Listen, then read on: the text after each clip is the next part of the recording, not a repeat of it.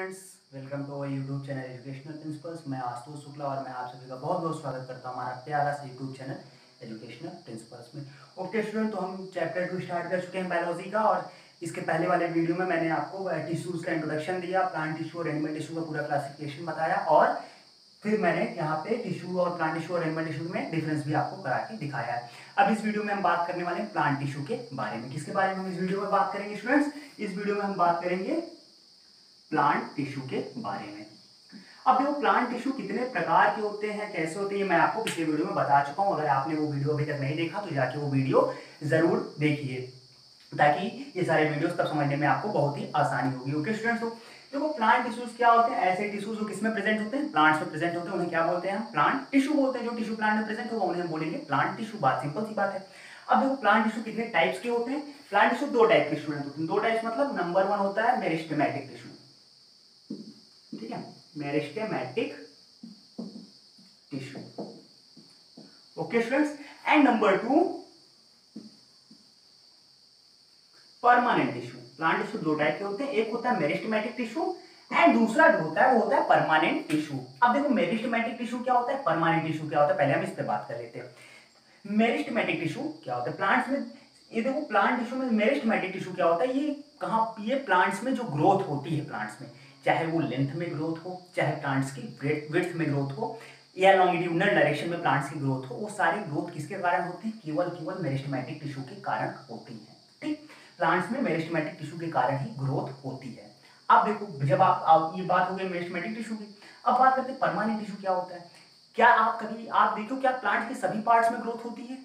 नहीं। देखो, प्लांट्स जैसे ग्रो, जैसे मान लो ये पार्ट प्लांट है, ठीक है, अब ये ग्रो कर रहा है, तो जो इसके बाहर वाला पार्ट होगा, आउटर साइड वाला, यही इसी की सेल्स तो डिवाइड होकर ग्रो करेगी। जो अंदर वाला पार्ट है वो डिवाइड करेगा नहीं, वो अंदर वाली सेल्स डिवाइड नहीं होंगी, वो क्या हो जाएंगी? वो स्टेबलाइज हो जाएंगी, एकदम ठोस हो जाएंगी, उनमें डिवीजन नहीं होगा। तो वो जो टिश्यूज होते हैं वो कौन से टिश्यू होते हैं? वो होते हैं परमानेंट टिश्यू। तो बात समझ में, meristematic tissue and then permanent tissue. अभी मैं आपको जब आगे एक्सप्लेन करूंगा एक एक करके, तो फिर और समझ में आ जाएगी। अब देखो, परमानेंट टिश्यू को हम यहां से इरेज कर देते हैं। हम सबसे पहले बात करते हैं मेरिस्टेमेटिक टिश्यू के बारे में कि मेरिस्टेमेटिक टिश्यू क्या होते हैं। ठीक है, सबसे पहली बात, ये प्रेजेंट कहां पे होते हैं? सबसे पहला पॉइंट जो हमारा, present at growing tip of stem and roots.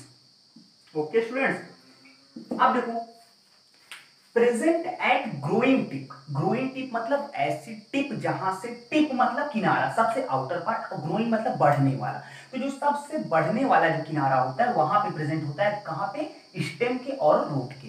ठीक है, जैसे मान लो एक हमारा पूरा प्लांट हो गया, ये अपर साइड हो गया, मतलब अपर साइड यहाँ पे स्टेम वाला पार्ट हो गया, ये लोअर साइड रूट वाला पार्ट हो गया। तो स्टेम का जो सबसे ऊपरी पार्ट होते हैं, सबसे ऊपर पार्ट जो होते हैं वहां पे प्रेजेंट होता है द टिप, एकदम टिप पे, ऊपर सब सतह पे। और ऐसे ही रूट्स पे भी प्रेजेंट होता है। मैं यहाँ पे डायग्राम बनाऊंगा तो आपको सारी चीजें क्लियर हो जाएगी। और क्या होता है इसमें?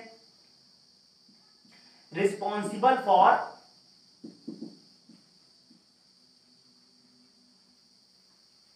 Growth of plant. ये प्लांट्स की ग्रोथ के लिए जिम्मेदार होता है। किसी भी प्लांट के ग्रोथ के लिए कौन जिम्मेदार होता है? यही मेरिस्टेमेटिक टिश्यू जिम्मेदार होता है। और एक बात, कंटेन्स एक्टिवली डिवाइडिंग सेल्स,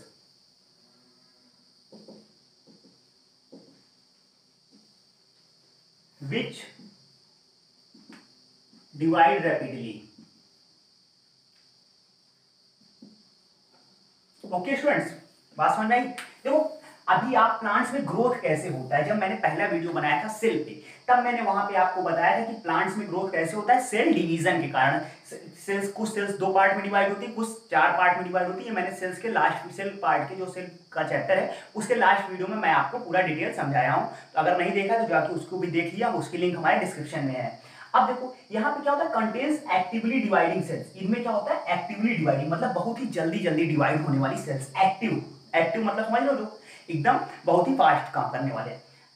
विच डिवाइड रैपिडली, जो बहुत ही जल्दी जल्दी डिवाइड होती है, क्योंकि जितनी जल्दी डिवाइड होंगी उतनी ज्यादा प्लांट्स में ग्रोथ होगी। तो बात समझ में आ गई स्टूडेंट्स मेरिस्टेमेटिक टिश्यू के बारे में। प्लांट्स मतलब कहां प्रेजेंट होते हैं? ग्रोइंग टिप और स्टेम और रूट के प्रेजेंट होते हैं। ये प्लांट्स की ग्रोथ के लिए जिम्मेदार होते हैं। कंटेन्स एक्टिवली डिवाइडिंग सेल्स, इनमें एक्टिवली डिवाइडिंग सेल्स मतलब बहुत जल्दी डिवाइड होने वाली सेल्स होती हैं, विच जो कि बहुत जल्दी डिवाइड होती हैं और प्लांट्स की ग्रोथ बढ़ाती हैं। बात समझ में आई स्टूडेंट्स? कोई दिक्कत? देखो फील लेके पढ़ो, जितना फील लेके पढ़ोगे उतना ही मजा आने वाला है, क्योंकि देखो प्लांट्स में ग्रोथ बहुत ही फास्ट होती है, ये बात तो जानते हो, इसीलिए उनमें सेल्स बहुत ही ज्यादा डिवाइड होती हैं, क्योंकि प्लांट्स की बॉडी भी ह्यूमन की बॉडी से बहुत ही बड़ी होती है, ये तो सभी लोग देखते हो नॉर्मल लाइफ में। ओके भाई लोग, कोई दिक्कत? आगे बढ़े? बिल्कुल बढ़ते हैं। अगर कोई दिक्कत हो तो हमें कमेंट सेक्शन में बता दिया करो, ताकि फिर हम अगले वीडियो से वो दिक्कत आपको ना होने दें। ओके स्टूडेंट्स, अब देखो, अब इनके काइंड्स की बात करते हैं। कितने टाइप्स के होते हैं ये? 3 टाइप्स के होते हैं। कितने टाइप्स के? 3 टाइप्स के। सबसे पहला होता है एपिकल मेरिस्टेम। अब देखो मेरिस्टेम, इस मेरिस्टेमेटिक टिश्यू को हम शॉर्ट फॉर्म में मेरिस्टेम भी कहते हैं, तो इसलिए मैं यहाँ पे मेरिस्टेम लिखूंगा तो आप लोग कंफ्यूज ना होइएगा। इसको हम शॉर्ट फॉर्म में मेरिस्टेम भी कहते हैं। एक होता है एपिकल मेरिस्टेम, दूसरा होता है lateral meristem, and third one intercalary meristem. Okay students, कितने होते हैं? 3 होते हैं। Apical meristem, lateral meristem and third one is intercalary meristem. अब देखो एपिकल मेरिस्टेम क्या होता है? ये जो प्लांट्स की लंबाई बढ़ती है, लेंथ, उसके लिए रिस्पॉन्सिबल होता है। अब देखो पहले मैं इनकी डेफिनेशन लिखवाने से अच्छा पहले मैं आपको बता देता हूँ कि ये होते कहाँ है। पहले ये आप लोग देख लो। जैसे अगर मान लो हमें कि कंसीडर कर लें, एक प्लांट कंसीडर कर लें, ठीक। मान लो अगर मैं इसको इरेज कर देता हूँ, क्योंकि अब आप लोग जान गए हो तो अभी मैं एक एक बताऊंगा, ठीक। अब मैं एक प्लांट बनाने वाला हूं, उसी में आपको मैं पूरा एक्सप्लेन करूंगा कि कौन कौन सी चीजें कहां होती है। जैसे मान लो हम ये प्लांट कंसीडर कर लें,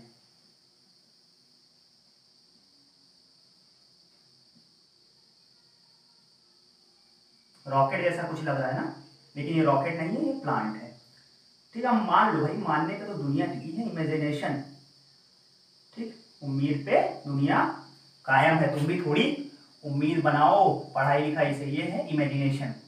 देखो अब देखो, सबसे पहले मान लो ये प्लांट है, ये इसकी ब्रांचेस निकली हुई है, ये यहां से क्या है? सॉइल है, ठीक है, और ये रूट है। बात समझ में आई? इमेजिन करो ये प्लांट है, ये इसकी ब्रांचेस निकली हुई है, ये ऊपर वाला पार्ट है। देखो यहाँ पे मैंने इस टाइप में इसलिए बनाया क्योंकि आपको टिप पे मतलब समझ में आना चाहिए, क्योंकि टिप पे प्रेजेंट होते हैं मेरिस्टेमेटिक टिश्यू। तो जो यहाँ ऊपरी पार्ट है ना, यहाँ पे क्या प्रेजेंट होता है? Apical meristem. ओके स्टूडेंट्स, यहाँ पे क्या प्रेजेंट होता है? Apical meristem. और उसके बाद जो हमारा यहाँ पे एपिकल मेरिस्टेम प्रेजेंट हो गया, उसके बाद यहाँ पे जो प्रेजेंट होता है, यहाँ पे ये प्रेजेंट होता है इंटरकैलरी।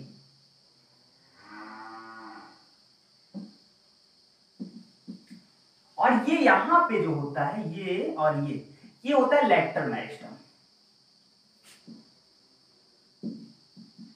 बात समझ में आ रही? ये होता है लैटरल मेरिस्टेम। और यहाँ पे फिर नीचे क्या प्रेजेंट होता है? Apical meristem. अभी जब मैं इनका आपको डेफिनेशन लिखवाऊंगा तो सारी बातें समझ में आ जाएंगी। बस देखो, ये प्लांट्स के टिप के पार्ट प्रेजेंट होता है, और यहां से मान लो जो प्लांट्स की ब्रांच में जो लीव निकली है, लीव्स के पास क्या प्रेजेंट होता है? Intercalary meristem. और लेटरल साइड में प्लांट की क्या प्रेजेंट होता है? लेटरल मतलब दोनों साइड में, जैसे ये प्लांट हो गई तो इस साइड और इस साइड, दोनों साइड में क्या प्रेजेंट होता है? Lateral meristem. और ये सॉइल तो मैंने मान लो ऐसे ही लिख दिया, इसको हटा दो। तो बात समझ में आ गई तीनों टिश्यूज के बारे में? कोई दिक्कत नहीं होनी चाहिए। तो अब हम आगे बढ़ते हैं, तीनों टाइप्स आपको बताते हैं।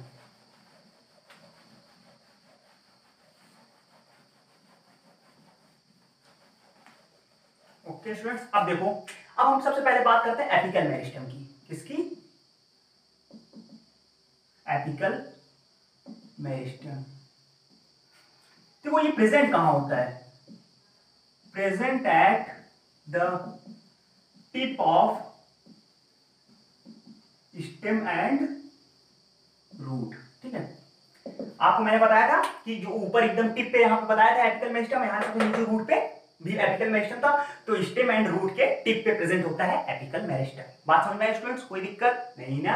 अब देखो, अब हम इसकी बात करते हैं इसके फंक्शंस के बारे में। इसका फंक्शन क्या है?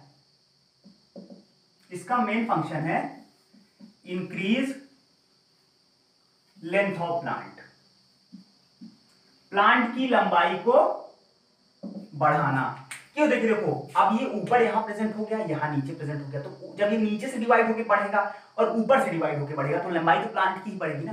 चाहे नीचे से बढ़े और ऊपर से, दोनों साइड से जब बढ़ेगा तो प्लांट लंबा होगा, प्लांट की लंबाई बढ़ेगी। तो एपिकल मेरिस्टेम का मेन फंक्शन क्या है? प्लांट की लेंथ को बढ़ाना। बात समझ में आई स्टूडेंट्स? कोई दिक्कत नहीं। दूसरा हमारा जो है क्या है? Lateral.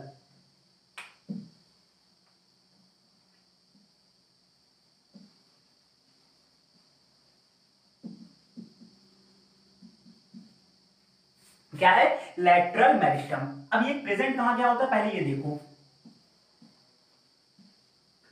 Present on lateral side of stem and roots below the bark. मैंने आपको लैटरल मेरिस्टम बताया था साइड साइड में, तो ये lateral side of stem and root, stem और रूट के लैटरल साइड में प्रेजेंट होता है, किसके नीचे, बार्क। बार्क क्या होता है, यहाँ पे डॉग वाला बार्क, भौंकने वाला बार्क नहीं स्टूडेंट्स, यहाँ पे बार्क बोलते हैं जो प्लांट के आउटर साइड का जो छिलका होता है उसको बोलते हैं हम बार्क, ठीक। तो बार्क के जस्ट नीचे, प्लांट के जस्ट छिलके के नीचे क्या प्रेजेंट होता है, लैटरल मेरिस्टम। अब इसका क्या फंक्शन है, to increase thickness of stem and root. Okay students, तो इसका क्या फंक्शन है, स्टेम और रूट की थिकनेस को इंक्रीज करना। अभी तक हमने दो बातें पढ़ ली, एक पढ़ा एपिकल मेरिस्टम, दूसरा पढ़ा लैटरल मेरिस्टम। एपिकल मेरिस्टम का क्या फंक्शन है, एपिकल मेरिस्टम का फंक्शन है प्लांट की लेंथ को इंक्रीज करना, एंड लैटरल मेरिस्टम का फंक्शन है प्लांट की और रूट्स की थिकनेस को इंक्रीज करना। बात समझ में आई? तो जल्दी से इसका स्क्रीनशॉट लो ताकि आपको नोट्स बनाने में दिक्कत ना हो। तो जल्दी से इसका स्क्रीनशॉट ले लो स्टूडेंट्स। ओके स्टूडेंट, स्क्रीनशॉट आप लोगों ने ले लिया, अब हम आगे बढ़ते हैं।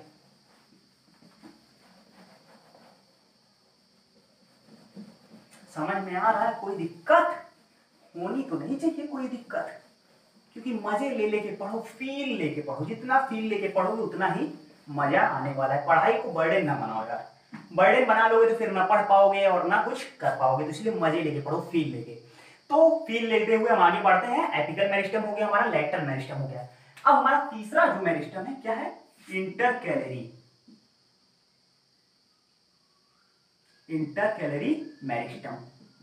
अब देखो इसका क्या फंक्शन है, पहले तो बताओ ये प्रेजेंट कहां होता है। ये प्रेजेंट होता है present at the base of leaves. Leaves के बेस पे प्रेजेंट होता है। अब लीव्स के बेस को हम और भी क्या कुछ बोलते हैं, और इंटरनोड्स, ठीक है। देखो अगर आपने प्लांट्स में लीव्स लगी हुई देखी होगी तो जहां से लीव्स निकलती है वहां पे आपने कुछ देखा होगा, स्वेलिंग टाइप का पार्ट रहता है, स्वेलिंग रहती है। वही स्वेलिंग क्या होती है, इंटरनोड्स। तो कहां पे प्रेजेंट होता है, ये बेस ऑफ लीव्स और इंटरनोड्स पे प्रेजेंट होता है। तो इसका फंक्शन क्या हो गया, to increase the longitudinal growth of plant.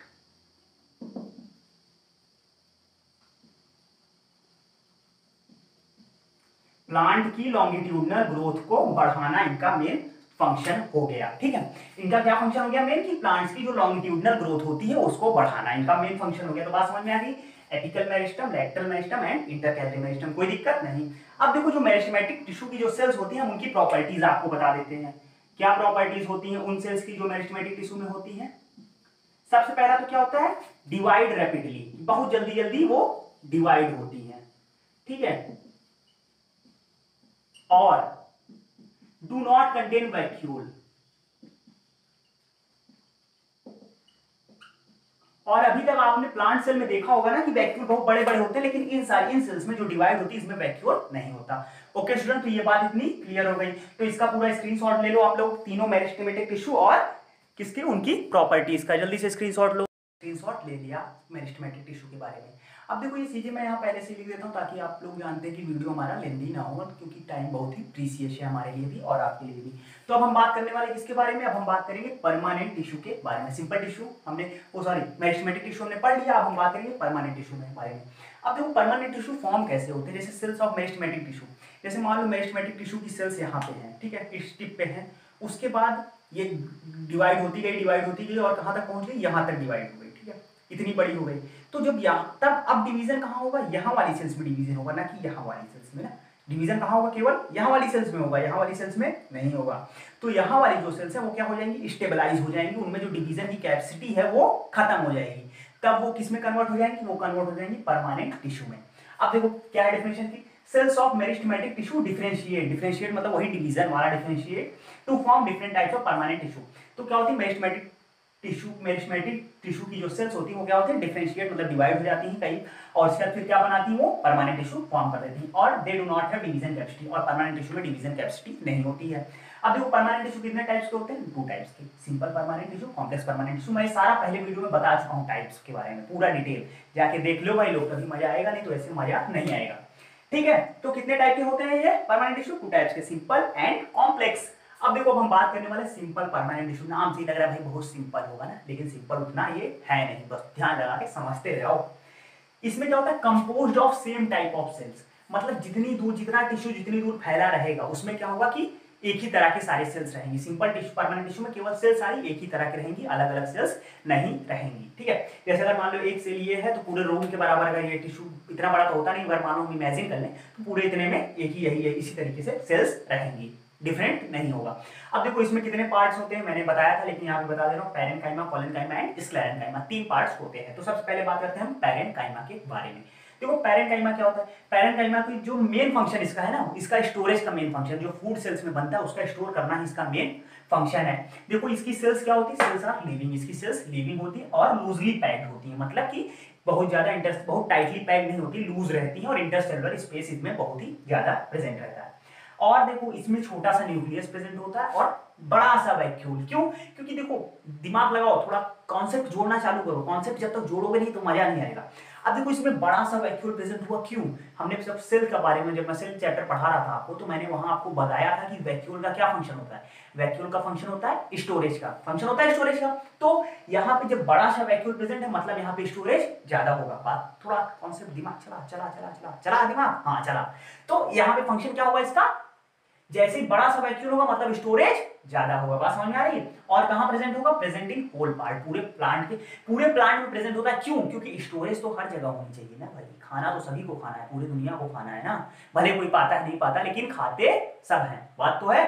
तो फिर इसीलिए पूरे प्लांट में प्रेजेंट होता है, ताकि पूरे प्लांट में स्टोरेज हो सके। बात समझ में आओ, थोड़ा ध्यान लगाओ। अब देखो इसके फंक्शंस क्या क्या है, फंक्शन स्टोरेज ऑफ फूड और supports body of plant, body plants की बॉडी को सपोर्ट करता है और स्टोरेज ऑफ फूड। बात समझ में आ गई।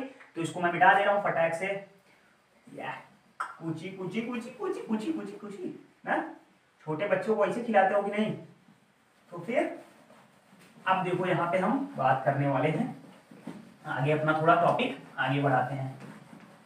अब देखो कभी कभी आपने देखा होगा कि ये जो पैरेन्काइमा होता है, जैसे अब पूरी प्लांट में प्रेजेंट होता है, लेकिन जो कुछ हल्की ग्रीन कलर की स्टेम्स होती है ना, वहां पे फोटोसिंथेसिस वहां पे भी होता है, क्लोरोफिल प्रेजेंट होता है, लेकिन वो लीव्स तो नहीं है। तो वहां पे पैरेन्काइमा सेल्स में ही कभी कभी फोटोसिंथेसिस हो जाता है। क्या हो जाता है, क्लोरोफिल प्रेजेंट हो जाता है। कैसे, जैसे देखो स्टेम्स हमेशा आपने देखा होगा बड़े प्लांट्स की लगभग ब्लैक कलर में स्टेम होती है, लेकिन जो कुछ छोटे प्लांट्स होते हैं उनकी स्टेम्स किस तरह की होती है, ग्रीन कलर की। और तो वहां पे भी क्या होता है, क्लोरोफिल प्रेजेंट होता है, और वहां पे भी फोटोसिंथेसिस होता है। तब अगर फोटोसिंथेसिस वहां पे होगा तब इसको हम बोलेंगे क्लोरेन्काइमा। क्या बोलेंगे, क्लोरेन्काइमा। देखो जैसे sometimes contain chlorophyll and become site of photosynthesis.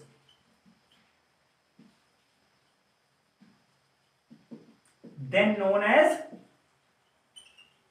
तब इसको क्या बोलेंगे, क्लोरेन्काइमा। बात याद रख लो, कभी कभी आ जाता है कि व्हाट इज क्लोरेन्काइमा, क्या होता है, तब इसको क्या बोलेंगे, जब यहाँ पे इसमें फोटोसिंथेसिस होगा तब पैरेन्काइमा को हम बोलने लगेंगे क्या, क्लोरेन्काइमा। अब देखो जो हमारा एक्वेटिक प्लांट होता है वो क्या होता है, एक्वेटिक प्लांट आपने देखा होगा कि फ्लो करता रहता है, बहता रहता है। तो उसमें कैसे बहता रहता है कि भाई देखो, अगर आपने देखा होगा कि जो वो बहता है, ट्यूब्स जो एयर में बहते हैं, वो सॉरी वाटर में जो फ्लो होते हैं उनमें क्या होती है, एयर भरी रहती है। तो फिर प्लांट में भी एयर भरी रहती है।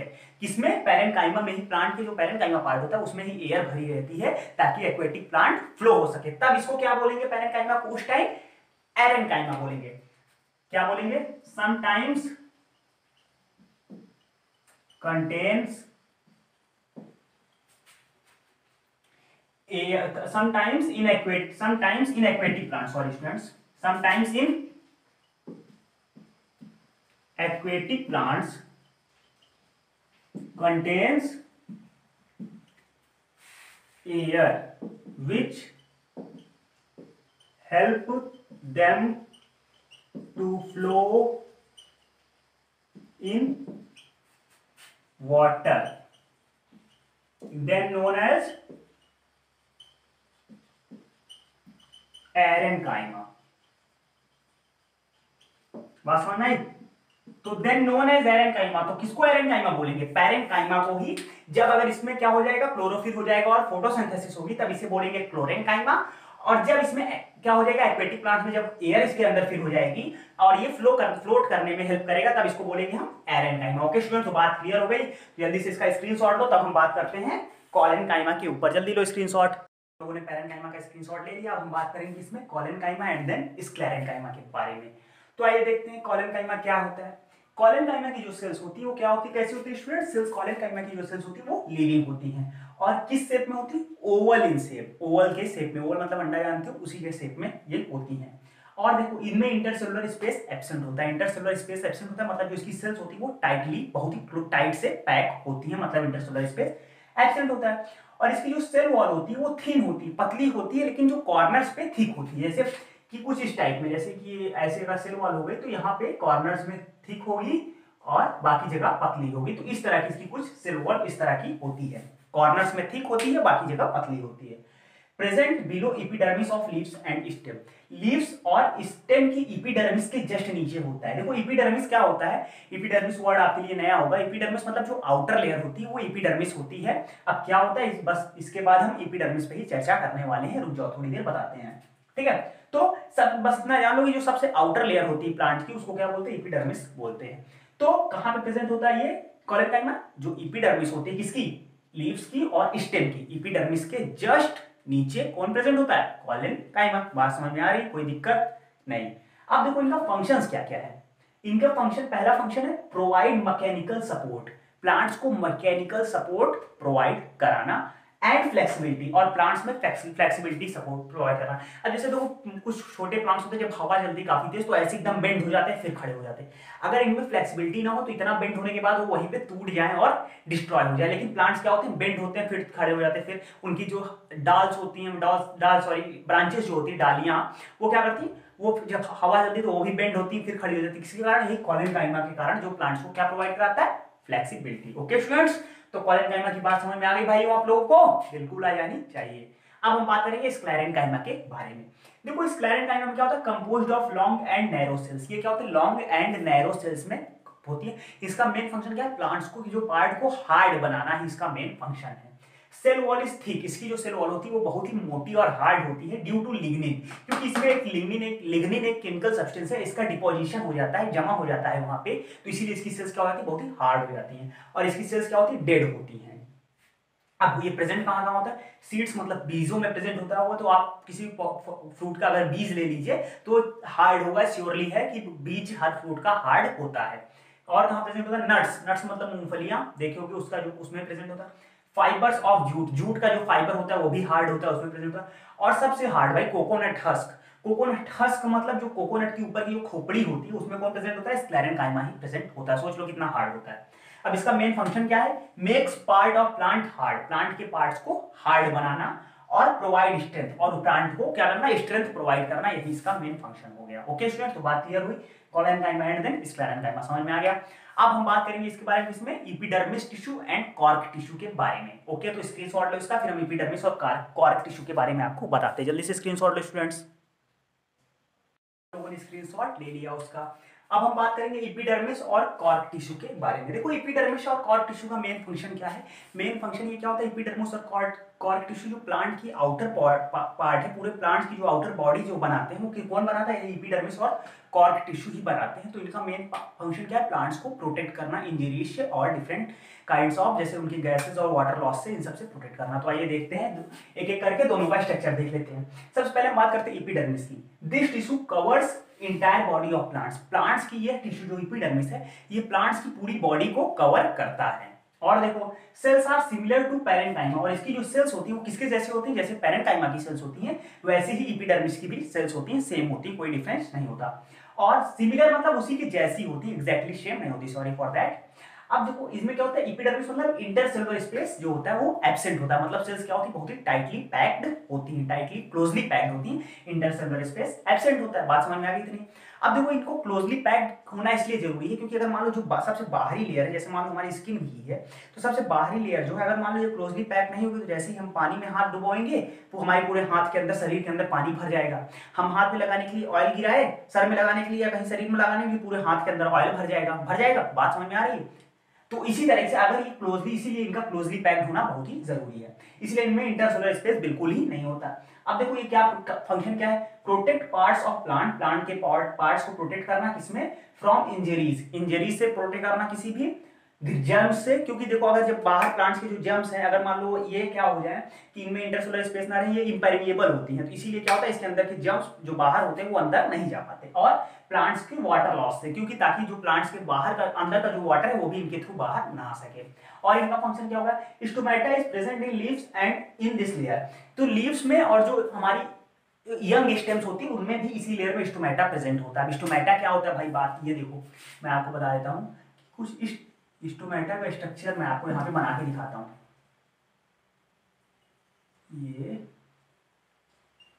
ये इस तरह का स्टोमेटा का ये स्ट्रक्चर होता है। तो ये जो पार्ट है ये है हमारा स्टोमेटा है, ठीक है। और ये जो सेल्स हैं ये क्या है, गार्ड सेल्स। यही सेल्स क्या करती हैं, यही सेल्स स्टोमेटा की ओपनिंग और क्लोजिंग को क्या करती हैं, गार्ड करती हैं। कब स्टोमेटा ओपन होगा, कब क्लोज होगा। अब भाई ओपन कब होगा और क्लोज कब होगा, स्टोमेटा जब अगर मान लो डे टाइम में ओपन होता है और नाइट टाइम में क्लोज रहता है। अब स्टोमेटा का फंक्शन भी समझ लो एक बार, एक लाइन में। स्टोमेटा का मेन फंक्शन क्या है कि जैसे CO2 होता है उसको एब्जॉर्ब करना फोटोसिंथेसिस के लिए, एक फंक्शन ये हो गया। और जब प्लांट में बहुत ज्यादा क्या हो जाता है, पानी हो जाता है, तो इसी के थ्रू, स्टोमेटा से ट्रांसपीरेशन के थ्रू प्लांट्स अपना एक्सेस वाटर निकाल देते हैं। तो यही इनका मेन फंक्शन है, ठीक है। अब जब ये इस टाइम तो ये ओपन स्ट्रक्चर बना दिया मैंने, और उसके जब अगर मान लो प्लांट्स में वाटर की कमी हो जाती है तो स्टोमेटा इस टाइप में हो जाता है, ऐसे गार्ड सेल्स इनको पूरी तरीके से, ये पूरी तरीके से गार्ड सेल्स इसको कवर करके रख लेते हैं एकदम, ताकि बिल्कुल भी वाटर लॉस ना हो पाए। तो ये बात हो गई स्टोमेटा के बारे में। अब हम बात करते हैं कॉर्क टिश्यू क्या होता है। देखो कॉर्क टिश्यू जैसे हमारे जो बड़े बड़े प्लांट्स होते हैं, बहुत ही ओल्ड ट्रीज होते हैं, उनकी जो बार्क बन जाती है एकदम मजबूत सी ना, डेड सेल्स की, वही होता है कॉर्क। इसका देखो इसमें क्या होता है, डेड सेल्स होती हैं, बिल्कुल सही बात है, क्योंकि डेड सेल्स का वो रहता ही है। इंटरसेलुलर स्पेस इसमें भी एब्सेंट होता है, क्योंकि अगर इसमें इंटरसेलुलर स्पेस प्रेजेंट हो जाएगा तो क्या हो जाएगा कि सारी जितने भी वाटर जर्म्स हैं और जो बाहर की एनवायरनमेंट की थिंग्स हैं वो क्या हो जाएंगी, अंदर घुस जाएंगी और प्लांट्स डिस्ट्रॉय हो जाएगा। और ये forms outer layer in old trees, और कहां बनाती है, जिसको हम क्या बोलते हैं, एक तरीके से बार्क बोलते हैं, बार्क बोलते हैं ना, तो वही ये बनाते हैं। और इट कंटेन्स केमिकल सब्सटेंसेस, इसमें क्या होता है, इसके अंदर एक केमिकल सब्सटेंस डिपॉजिट होता है जिसको बोलते हैं स्यूबेनिन। क्या बोलते हैं, स्यूबेनिन। अब ये स्यूबेनिन का क्या फंक्शन क्या है कि यही स्यूबेनिन के कारण ये गैस और वाटर के लिए इम्परमिएबल हो जाता है, कि मतलब ना यहाँ से कोई गैस अंदर आ सकती है ना कोई गैस बाहर जा सकती है, ना वाटर अंदर आ सकता है ना वाटर बाहर जा सकता है, मतलब टोटली पैक्ड हो जाता है। बात समझ में आई? किसके कारण, ये स्यूबेनिन जो सब्सटेंस, केमिकल सब्सटेंस डिपॉजिट होता है उसके कारण। अब इसका फंक्शन क्या है, इसका फंक्शन क्या है, protect plant from injuries, plant को इंजरीज, जर्म्स और वाटर लॉस से प्रोटेक्ट करना, सेम फंक्शन जैसा कि एपिडर्मिस का है। तो बात समझ में आ गई स्टूडेंट्स, ये हमारा हो गया एपिडर्मिस एंड ये कॉर्क। क्या बात है, एकदम फटाक से समझ में आ गया। तो जल्दी से इसका भी स्क्रीनशॉट ले लो, तब हम बात करते हैं कॉम्प्लेक्स टिश्यू के बारे में। जल्दी से स्क्रीनशॉट लो स्टूडेंट्स। परमानेंट टिश्यू हमने कवर कर लिया, अब हम बात करेंगे कॉम्प्लेक्स परमानेंट टिश्यू के बारे में। देखो सिंपल परमानेंट टिश्यू में हमने बताया था कि सारी मतलब जो ग्रुप ऑफ सेल्स होती है वो क्या होगी, सेम, उनका ओरिजिन सेम हो, सेम ही टाइप की सेल्स होती है। लेकिन कॉम्प्लेक्स परमानेंट टिश्यू में क्या होता है, group of different cells, cells का ग्रुप डिफरेंट होगा लेकिन perform same function same perform करेंगे लेकिन उनका ग्रुप डिफरेंट होगा। ओके, बात समझ में आ गई। सिंपल में मतलब सेल्स क्या होती है, सेम होती है, कॉम्प्लेक्स में सेल्स डिफरेंट होती हैं। अब देखो यहाँ पे जो हमारा कॉम्प्लेक्स परमानेंट टिश्यू है 2 पार्ट में डिवाइड है, एक है जाइलम एंड फ्लोएम, जो मैंने पहले अपने फर्स्ट वीडियो में आपको बताया था। अब देखो हम बात करते हैं, देखो फ्लोएम, जाइलम का क्या काम है, जाइलम का काम है कि वाटर और मिनरल को ट्रांसपोर्ट करना। अब ट्रांसपोर्ट करने की जरूरत क्यों पड़ी ये बताओ, क्योंकि अभी प्लांट्स में जो हमारी वाटर और मिनरल जो प्लांट्स लेते हैं वो कहाँ से लेते हैं, केवल रूट्स से लेते हैं। किससे लेते हैं, केवल रूट्स से लेते हैं बस, और कहीं से वाटर नहीं ले पाते वो मिनरल। तो अगर केवल रूट से लेते हैं, लेकिन भोजन बनता कहाँ है, भोजन बनता है लीव्स में, प्लांट्स में, तो रूट से लीव्स तक जाने की जरूरत पड़ेगी, तो कैसे जाएगा वाटर, वाटर और मिनरल जाता है जाइलम के थ्रू। अब जब लीव्स में फूड बन गया तो उसको पूरे प्लांट में सर्कुलेट होना है, पूरे प्लांट में फैलना है, फैलना तो है ना भाई, क्योंकि हर प्लांट के हर पार्ट को भोजन की जरूरत पड़ती है, तो पूरे प्लांट में वो फैलेगा किसके थ्रू, वो फैलेगा फ्लोएम के थ्रू। तो यहाँ पे पहले हम जाइलम की बात करते हैं, फिर आपको हम फ्लोएम के बारे में बताएंगे। एकदम बढ़िया से बिंदास पढ़ो बस। जाइलम क्या होता है? Transport water and minerals to in plants. Plants में वाटर और मिनरल का ट्रांसपोर्ट करता है कौन? जाइलम।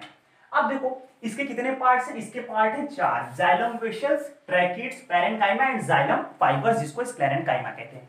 अब देखो एक एक का हम फंक्शन आपको बताते हैं। सबसे पहले हम जाइलम वेसल की बात कर ले। It is non living long tube like structure. Xylem vessel की जो सेल्स होती है नॉन लिविंग होती है, लंबा ट्यूब लाइक स्ट्रक्चर होता है। क्या?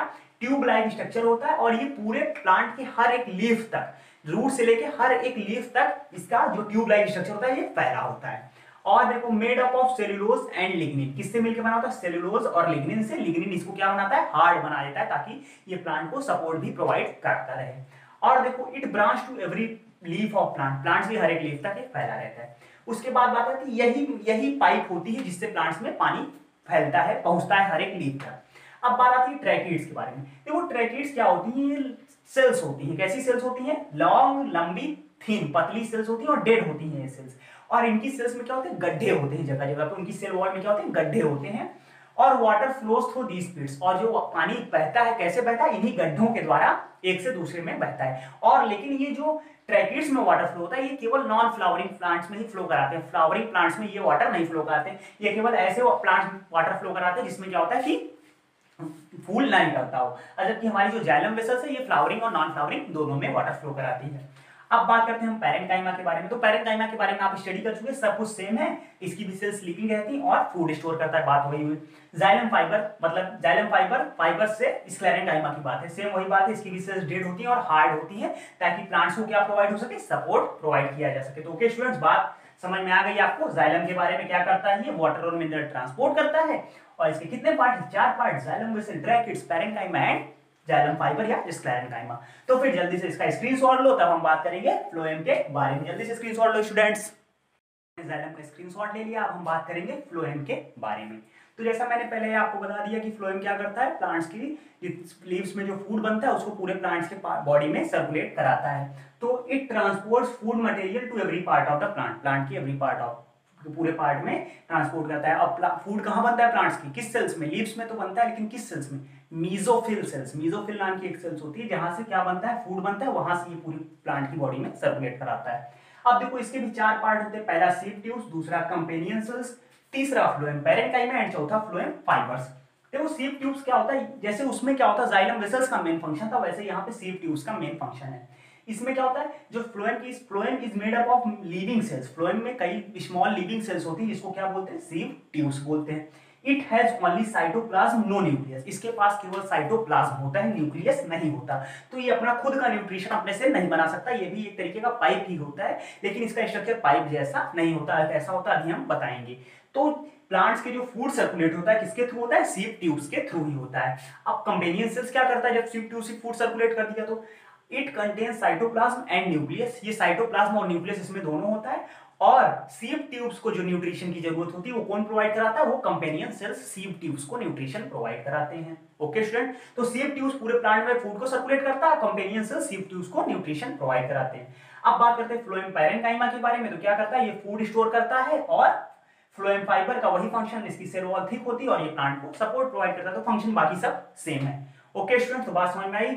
अब हम बात करते हैं, आपको मैं फ्लोएम का कुछ एक डायग्राम समझा देता हूँ कि फ्लोएम का स्ट्रक्चर कैसे होता है, सीड ट्यूब्स कहाँ होते हैं और कंपेनियन सेल्स कहाँ प्रेजेंट होती हैं। देखो अगर हम मेन स्ट्रक्चर देखना चाहे तो कुछ इस तरह से होता है।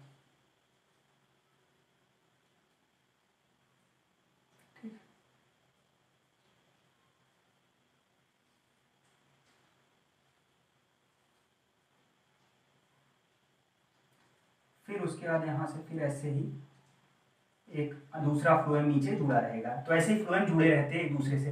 तो ये जो जुड़ने वाला ये क्या है? ये सीड ट्यूब्स है। और इसके बगल में यहाँ से ऐसे ऐसे ऐसे करके कंपेनियन सेल्स लगी रहेंगी। और फिर कंपेनियन सेल्स के बगल में फिर एक सीड ट्यूब रहेगा। और फिर इसके बगल में यहाँ से ऐसे कंपेनियन सेल्स रहेंगी। ठीक है स्टूडेंट, बात समझ में आई।